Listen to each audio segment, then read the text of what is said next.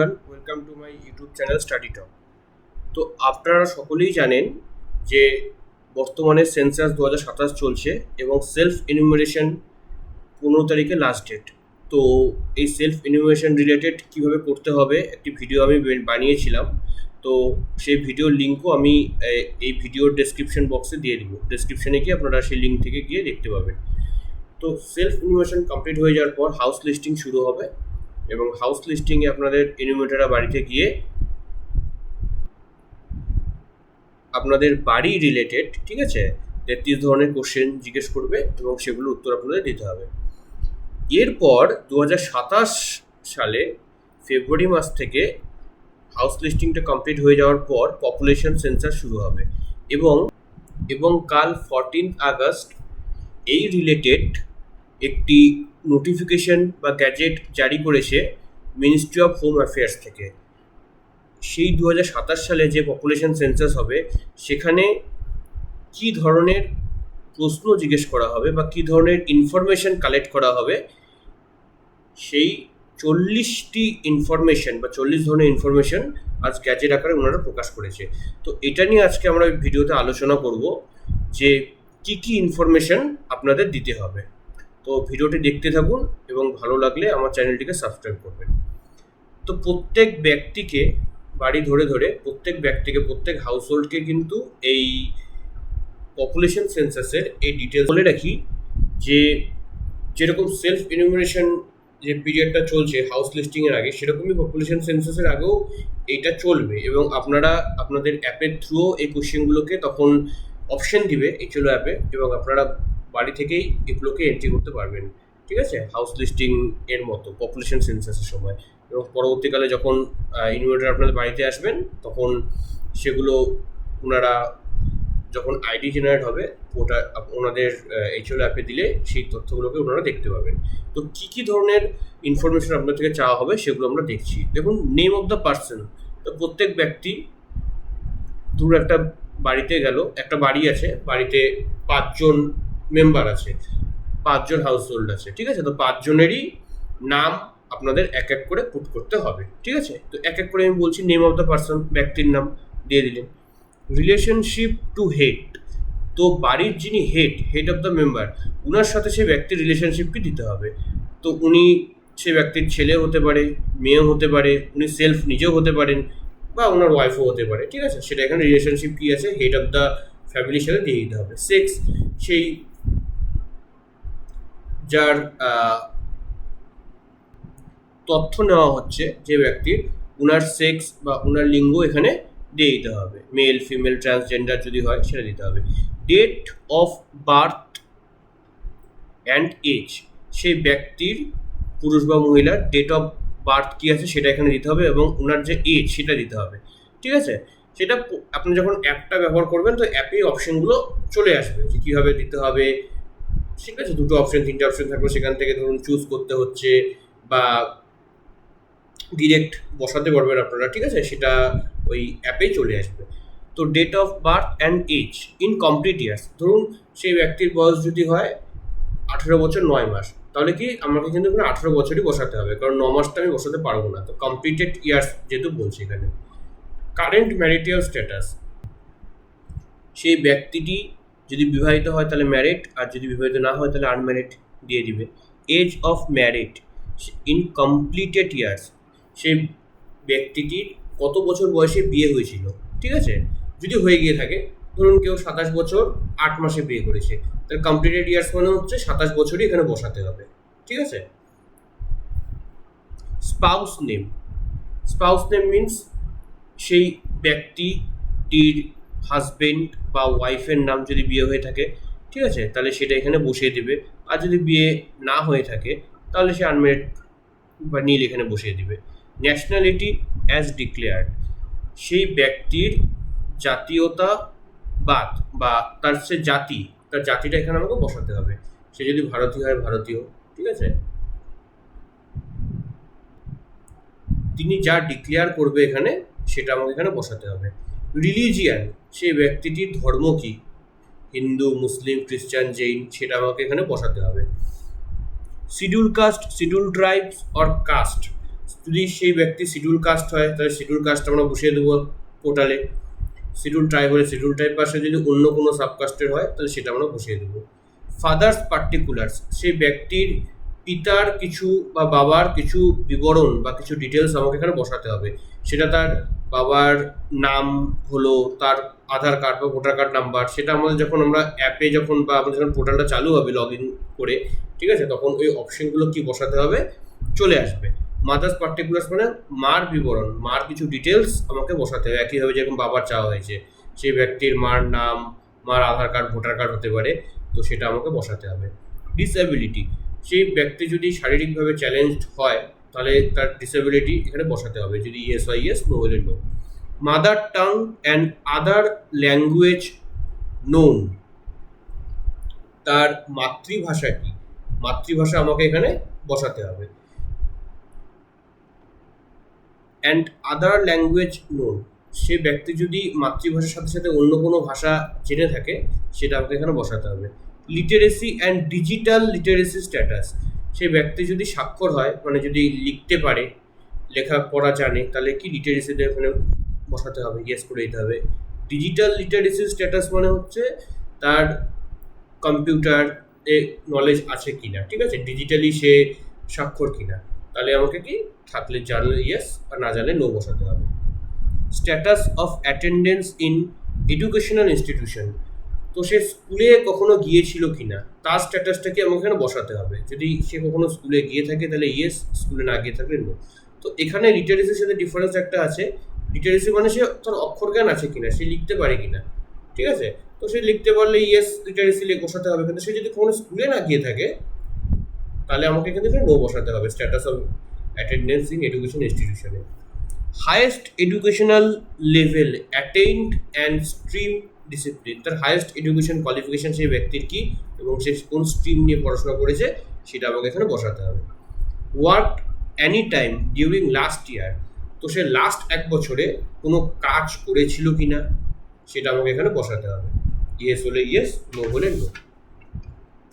Occupation, এই category of economic activity, category of economic activity এর মানে হলো যে সে কোন সেক্টরের সাথে যুক্ত, প্রাইমারি সেক্টর হতে পারে, সেকেন্ডারি সেক্টর হতে পারে, টার্সিয়ারি সেক্টর হতে পারে, কোয়াটার্নারি সেক্টর হতে পারে, ঠিক আছে, কুইনারি সেক্টর হতে পারে। ধরুন সে ফার্মিং, ফিশিং, মাইনিং এর সাথে যুক্ত, তাহলে আমরা প্রাইমারি সেক্টরে দিয়ে দেবো। সে ফ্যাক্টরির সাথে যুক্ত বা কনস্ট্রাকশনের কাজের সাথে যুক্ত, তাহলে সেকেন্ডারি সেক্টরে ঢুকে যাবে। সে ট্রান্সপোর্ট, হেলথ কেয়ার সব আছে তার, সে বিজনেস করে, তাহলে সে টার্সিয়ারি সেক্টরে ঢুকে যাবে। সে যদি কোনো আইটি সেক্টরে কাজ করে বা কনসাল্টিংয়ে থাকে তাহলে কোয়াটার্নারি সেক্টরে ঢুকে যাবে। বা সে যদি কোনো বিউরোক্রেটস হয়, গভর্নমেন্ট পলিসি ইমপ্লিমেন্টিংয়ের কাজ করে, তাহলে সে কুইনারি সেক্টরে ঢুকে যাবে। তো সেটা পোর্টালে যা অপশন থাকবে আমাকে সেভাবে এটাকে দিয়ে দিতে হবে। তার অকুপেশন কি, 20 নম্বর প্রশ্ন, তার অকুপেশন বা তার পেশা কি সেটা আমাকে এখানে বসাতে হবে, সেই যা অপশন থাকবে সেই ওয়াইজ আমাকে এখানে বসিয়ে দিতে হবে। Nature of industry, trade or service, সে কোন ধরনের ইন্ডাস্ট্রি মানে শিল্প, ট্রেড মানে বাণিজ্য বা সার্ভিস সেক্টরের সাথে যুক্ত, তার ধরনটা, তার প্রকৃতিটা আমাকে এখানে বসাতে হবে। Class of work, class of works মানে সে যদি ওয়ার্কিং ক্লাসের হয়, ধরুন ওয়েজেস পায়, প্রাইভেট সেক্টরে থাকে তাহলে সেটা বসাতে হবে। স্যালারিজ যদি হয়, যদি সে স্যালারি পায়, সে যদি গভর্নমেন্ট সেক্টরে থাকে তাহলে আমাকে তাহলে স্যালারি এখানে বসাতে হবে, ঠিক আছে। সেলফ এমপ্লয়েড যদি হয়, সে নিজের কোনো ধরুন বিজনেস করছে তাহলে সেলফ এমপ্লয়েড বসাতে হবে। বা সে কোনো প্রফেশনাল প্র্যাকটিস করছে, ডাক্তার হোক, উকিল হোক, তাহলে কি তারা সেলফ এমপ্লয়েড, তো আমাকে সেটা এখানে বসিয়ে দিতে হবে। গভর্নমেন্ট সেক্টরে থাকলে স্যালারি পাচ্ছে, ঠিক আছে, প্রাইভেট সেক্টরে থাকলে বা যদি সে ওয়েজেস পায়, পার ডে হিসাবে কাজ করে, তো তার সেই ক্লাসটা, ঠিক আছে, তার শ্রেণীটা আমাকে এখানে বসাতে হবে যেরকম পোর্টালে অপশন থাকবে। Non economic activity for marginal, semi marginal and non workers, non economic activity মানে সে কোনো কাজ করছে কিন্তু তার পরিবর্তে সে সেরকম তার ইকোনমিক গ্রোথ হচ্ছে না, বা সে সেই আন্দাজে কোনো রকম আর্থিক সে সুবিধা পাচ্ছে না, তো সেটা আমাকে কিন্তু এখানে বসাতে হবে। যেমন অপশন এখানে দেখুন আছে for marginal, semi marginal and non workers. Marginal workers মানে কি, যেই শ্রেণীর ওয়ার্কাররা যে বছরে 183 দিনের কম কাজ করে তাদেরকে আমরা মার্জিনাল ওয়ার্কার্স হিসেবে কাউন্ট করি। তো তারা কোনো কাজ ধরুন ভলেন্টিয়ারি করছে, ঠিক আছে, বা লো ইনকাম ওয়ার্কার, তারা তার কাজের পরিবর্তে যেটা পাচ্ছে বা তার যেটা পাওয়া উচিত যে পরিমাণ টাকা সেই পরিমাণ টাকা তারা পাচ্ছে না, ঠিক আছে, বা সে অকেশনালি কোনো কাজ করছে, marginal workers. Semi marginal workers মানে হচ্ছে আনপেড ওয়ার্কার্স বলতে পারি, যেরকম হচ্ছে হোম মেকার্স, হাউসওয়াইফ যারা আছেন, ঠিক আছে, তারাও তো সারাদিন বাড়িতে অনেক রকম কাজ করেন, হাউস হোল্ডে অনেক রকম কাজ করেন, বাচ্চাদের দেখাশোনা করেন পার্ট টাইম হিসাবে, ঠিক আছে, যে বাচ্চাদের কেয়ার করেন, বাচ্চাদের দেখাশোনা করেন, কিন্তু তার বদলে কিন্তু তারা কোনো টাকা পান না। তো এটাকে আমরা সেমি মার্জিনালের মধ্যে ধরতে পারি। এবং নন ওয়ার্কার্স মানে হচ্ছে যারা কোনো রকম কাজের সাথে কোনো যুক্ত নেই। তো নন ইকোনমিক অ্যাক্টিভিটি সাথে তারা কি যুক্ত, মার্জিনাল বা সেমি মার্জিনাল বা নন ওয়ার্কার্স, কোন ক্যাটেগরিতে তারা পড়ে সেটা আমাকে এখানে বসাতে হবে। যদি এই ক্যাটেগরির মধ্যে ওনারা পড়ে, seeking of available for work, এই যে সেম দিয়েছে marginal, semi marginal and non workers, ইনারা কি কাজের চেষ্টা করছেন, seeking or available for work, বা এনাদের জন্য কি কাজ অ্যাভেলেবেল আছে, সেটা কিন্তু আমাকে এখানে বসাতে হবে। তো এটার মাধ্যমে আমরা কি করতে পারি, যে আনএমপ্লয়মেন্ট যেটা আছে, ঠিক আছে, বা হিডেন আনএমপ্লয়মেন্ট বা আন্ডার আনএমপ্লয়মেন্ট বা ডিসগাইজড আনএমপ্লয়মেন্ট, সেটাকে কিন্তু আমরা এটার মাধ্যমে বের করতে পারি। তো এই তথ্যগুলো নেওয়ার কারণ এটা, যে এই তথ্যগুলোকে কিন্তু ওনারা এক জায়গায় অ্যাসেম্বল করে, ঠিক আছে, এগুলোর মাধ্যমে কোনো পলিসি, গভর্নমেন্ট পলিসি বা সোশ্যাল ওয়েলফেয়ার স্কিম যেগুলো আছে সেগুলো কিন্তু ইমপ্লিমেন্ট করবেন এগুলোর ডেটার উপর বেস করে।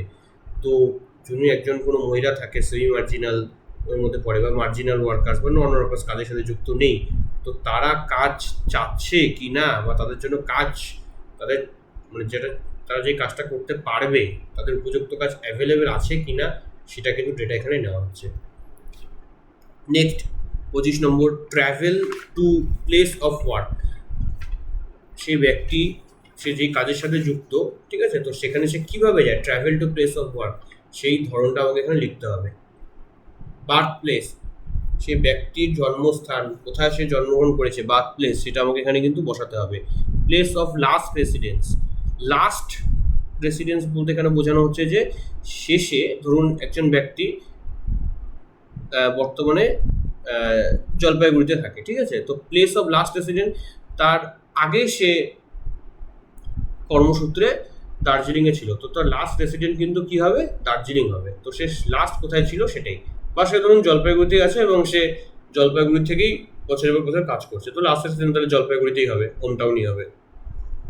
রিজন অফ মাইগ্রেশন, তো সে যদি কোনো কারণে কর্মসূত্রে বা কাজের কোনো কারণে যদি সে বাইরে যায়, মাইগ্রেটেড লেবার যাতে আমরা বলি, তো তার এই মাইগ্রেশনের কারণটা কি, কী জন্য তাকে মানে কাজের জন্য বা কাজের সূত্রে বাইরে যেতে হলো, ঠিক আছে, কারণ এখানে কাজ পায়নি বলে তাকে বাইরে যেতে হচ্ছে। তো রিজন অফ মাইগ্রেশন এখানে আমাকে কিন্তু বসাতে হবে, কী কারণে সে মাইগ্রেটেড লেবার যারা আছে কী কারণে তাদের বাইরে যেতে হচ্ছে কাজের জন্য। Duration of stay in this village town since last migration, ধরুন কোনো একজন মাইগ্রেটেড লেবার সে কর্মসূত্রে জলপাইগুড়িতে এসেছে এবং সেখানে সে 1 বছর ধরে আছে, তো এটা আমাকে এখানে ডিউরেশন অফ স্টে, কতদিন ধরে সে এখানে আছে, ঠিক আছে, সে মাইগ্রেটেড লেবার, সেটা আমাকে কিন্তু এখানে বসাতে হবে। সে এখানে কতদিন ধরে আছে সেটা আমাকে এখানে কিন্তু বসাতে হবে। পার্মানেন্ট রেসিডেন্সিয়াল অ্যাড্রেস, মানে যাকে আমরা বলেছি ডোমিসাইল, তার পার্মানেন্ট রেসিডেন্সিয়াল অ্যাড্রেস মানে হচ্ছে ধরুন সে কর্মসূত্রে জলপাইগুড়িতে থাকে কিন্তু তার পার্মানেন্ট রেসিডেন্সিয়াল অ্যাড্রেস হচ্ছে দার্জিলিং, তাহলে তার সে পার্মানেন্টলি তার বাড়ি কোথায়, তার প্যাটার্নাল বা অ্যানসেস্ট্রাল হাউস কোথায়, তার সেই অ্যাড্রেসটা কিন্তু আমাকে এখানে বসাতে হবে। Number of children surviving at present for currently married, widowed, divorced and separated women's only, যে এটা সবার জন্য না, কাপল যারা আছে ধরুন বিবাহিত বা বিধবা মহিলারা আছেন, বা ডাইভোর্স হয়ে গেছে, বা সেপারেট উইমেন যারা আছেন, ঠিক আছে, হাজব্যান্ড থেকে সেপারেট হয়ে গেছেন, তাদের কতজন চিলড্রেন এই মুহূর্তে বেঁচে আছে সেটার সংখ্যাটা আমাকে এখানে বসাতে হবে। Number of children ever born alive, same দিয়েছে যে married women, widow women, divorce women, ঠিক আছে, সেপারেটেড উইমেন, ওনাদের কতজন ছেলে বা মেয়ে চিলড্রেন জন্মগ্রহণ করেছিল সেটা এখানে বসাতে হবে।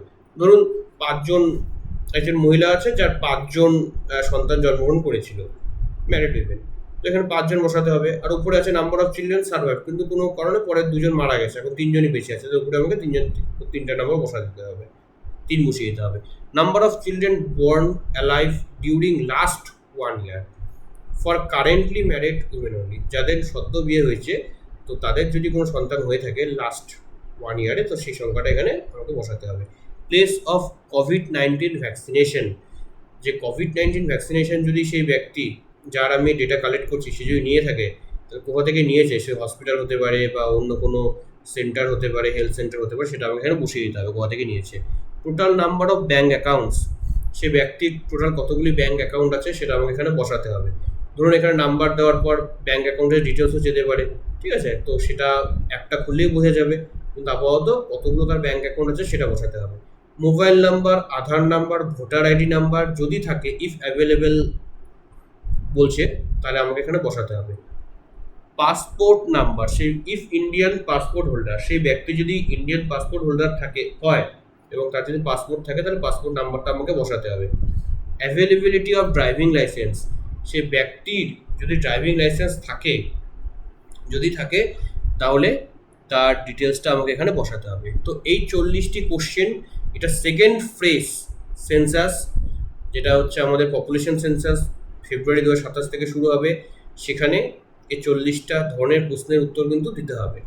তো এটা সেলফ এনিমোরেশন এই প্রথমে শুরু হবে ধরুন 15 দিনের জন্য, তো সেটা আপনারা বাড়িতেও করতে পারবেন, এবং তারপর তো 15 দিন পর থেকে তো ওনারা বাড়িতে যাবেনই তথ্য কালেক্ট করতে। তো আজকের ভিডিওতে আমরা এই 40 ধরনের কোশ্চেন, কী কোশ্চেন আপনাদের সেকেন্ড ফেজে আপনাদের সম্মুখীন হতে হবে সেগুলো সম্পর্কে আলোচনা করলাম, যাতে আপনাদের পরবর্তীকালে এই কাজটি করতে সুবিধা হয়।